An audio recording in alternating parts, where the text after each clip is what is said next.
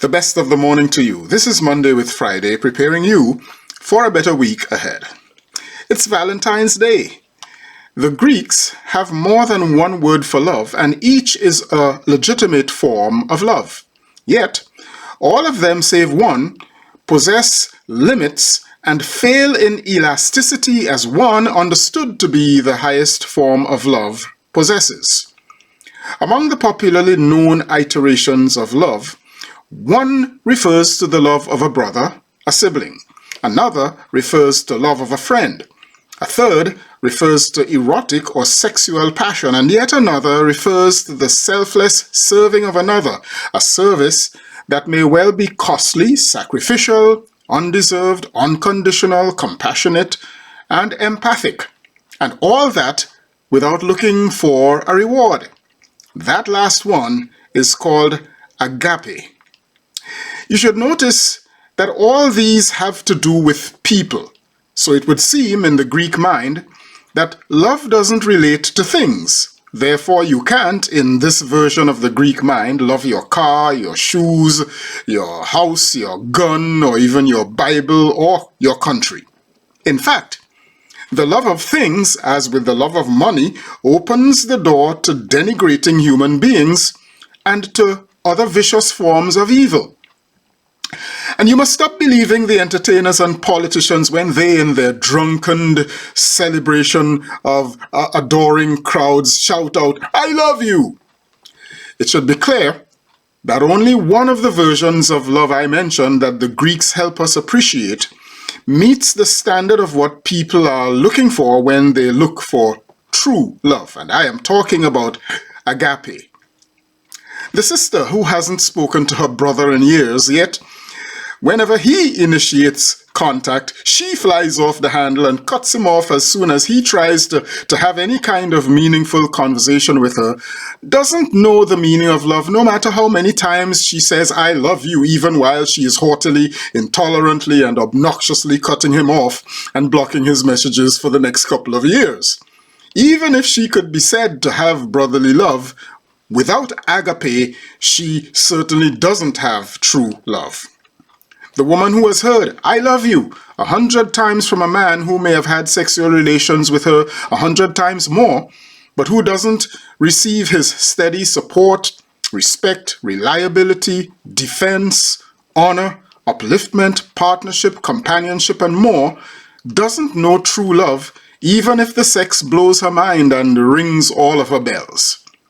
The friend who tells another, "I love you," but is absent when that friend is in need, or has no empathy for that friend in trouble, but instead throws blame and reproach and ridicule instead of sympathy and help, or who accuses instead of converses with, has failed in the fundamental expressions of true love. Love is a doing word. It might sometimes involve affection, but it doesn't have to. We can certainly love people whom we do not know or whom we do not like. We don't need to know someone or even like them to offer help, or to defend them against a bully, or to become a champion for their dignity or human rights. For love, in its purest form, does no harm, but instead does service. Love acts.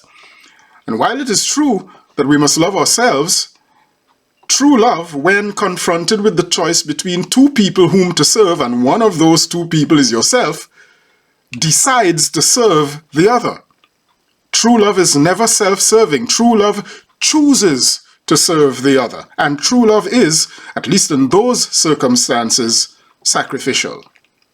Truth is, too many people who talk about love and claim to love do not love, and haven't the capacity to love.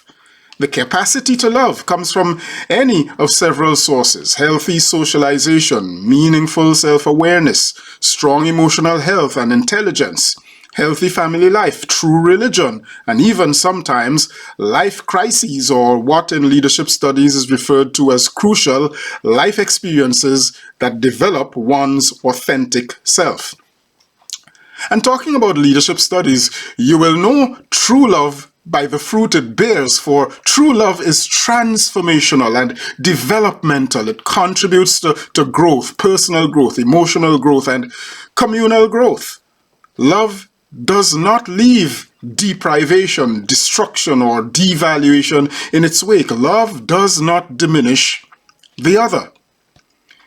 And as what many regard as the good book says, love is patient and kind.